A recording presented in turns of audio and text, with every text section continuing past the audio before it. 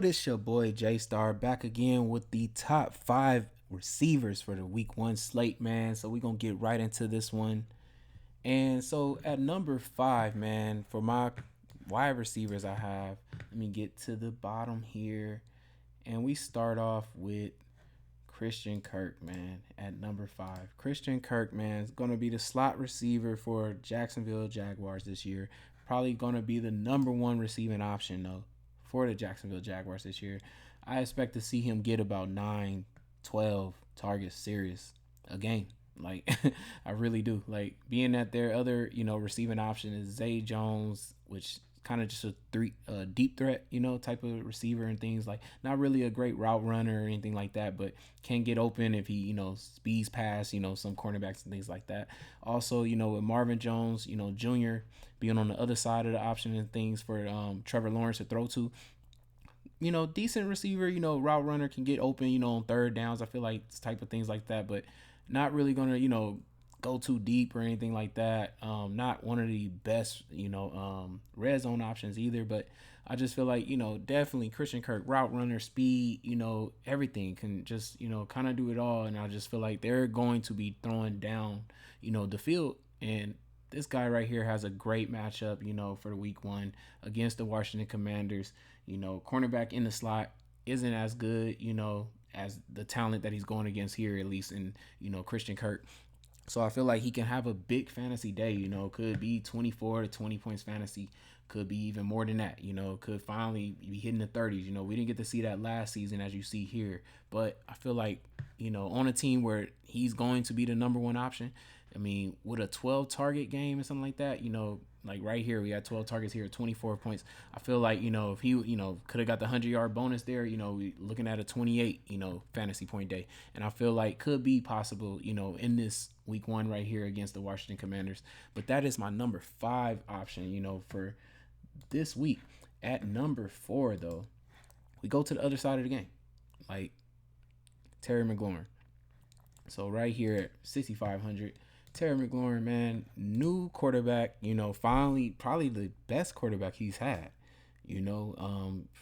Gotta be the best quarterback he's had all his career. So I definitely feel that, he should be, capable of more of these type of games right here. 28 fantasy, 24 fantasy, 33 fantasy, 30 fantasy like that. Like I really do feel like being that he has Carson Wentz, I feel like, I know Carson Wentz isn't probably the best quarterback, but I do feel that being at the type of talent McLaurin is compared to, last year he had Michael Pittman. Michael Pittman isn't really the best route running receiver out there or anything like that. Yes, he's athletic, but McLaurin is athletic too. He'll go up for the ball if he got to, and definitely a route runner, has some speed, can beat almost any cornerback, because he can do every route. So I definitely feel like with this type of quarterback that he finally has in his career, we could see possible more 30-point fantasy games from Terry McLaurin. And I definitely feel like in this matchup, being in Jacksonville was one of the teams that gave up, a lot of fantasy points to receivers and stuff like that. I definitely feel like this will be the week, Terry McLaurin, to try to put him in your slate if you can, because he could go off, man, and he can be needed on this first week. So he's my number four option of the week. Then at number three, though, got to go just right below him to A.J. Brown. I mean, come on now, another receiver just like in the Christian Kirk, situation, coming over to a team about to be the number one option more than likely. I know they have Devontae Smith, but I definitely believe that AJ Brown will be the number one option here. Big ceiling fantasy point, type of receiver here. You can get 28, 34 fantasy here, 34 there, 30 there, and I really feel like Tannehill, he's an okay quarterback, but I actually feel that, his quarterback now in Jalen Hurts is a better quarterback. I really feel like Jalen Hurts, I know he can rush the ball, all game if he wanted to, but I feel like now that they gave him weapons like this, A.J. Brown, Dallas Goedert, Devontae Smith, Quez Watkins, Miles Sanders too as well, but all those options to throw to now, I really feel like he's going to throw a little bit more, but his rushing ability is going to make it even harder to stick, this team. So, but when they have, defense like this, like Detroit Lions, who's, kind of top 10 team, defense. They're giving up, fantasy points to receivers. I feel like definitely they're going to try to throw more in those type of games, because Jalen Hurts needs to work on his passing ability and show us that, he can pass and have 300-yard games and things like that with 3 to 2 touchdowns, type of games, and not those just two rush touchdowns and one thrown. So I definitely feel like AJ Brown is in a great situation in this game to expose Detroit and put up 30 fantasy points to 20 something fantasy points, in this game with 100 something yards, maybe 2 touchdowns. But that's why he's my number 3 option here, because like I really can see him having a great game for his first game on this new team. Then at number 2 though, we have just a little bit below him, Marquise Brown.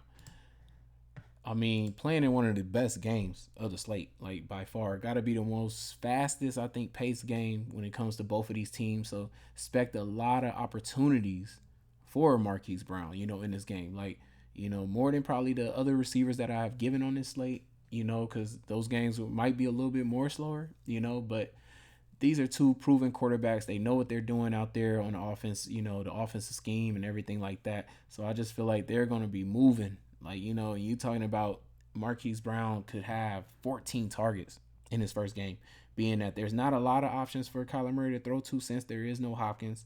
Rondale Moore, wasn't a starter last year. It's going to be in the game. So he was there though last year at least, so he does have some familiarity with the offensive scheme and things like that. But the chemistry, I feel like that these two are going to build up with Kyler Murray and Marquise Brown, man, is going to be amazing. I feel like, and he has 6 weeks to build the chemistry since there is no Hopkins for those first 6 weeks of the season. So I feel that those first 6 weeks you could see possible 14, 10, 13, 12 targets, 14 every game, like really. So, and being that this is going to be a fast-paced game where they're going to be out there multiple times on offense, my God, like what he could do in this game could be crazy. Like he could have a 2 touchdown game with 125 yards, like this game right here.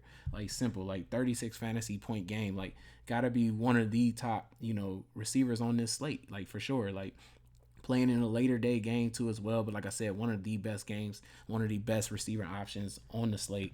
That's why he's my number 2 pick at receiver. But let's get to the number 1 pick at receiver this week, and it's gonna go to Mike Williams. Mike Williams, man. I mean, finally we got to see a healthy Mike Williams season. What that looked like, like come on, 1,100 yards, like 76 receptions, 9 touchdown season for him. A great season for him, man. Like we always knew he had it in him. It sucked that he always was getting hurt. Probably around week 8, week 6 of the season and stuff like that. So we didn't get to see, these 100-yard games, 2 touchdowns multiple times. Really, like it happened probably like 2 times in a season and then just disappeared because he, he wasn't on the field anymore. But I definitely feel like I know the first time he played the Raiders, he only had 2 points, but I mean, he only had 4 targets, I believe, right here. And you look at the last game, those 17 targets. I know this game went in overtime, but he was the reason why it even went in overtime.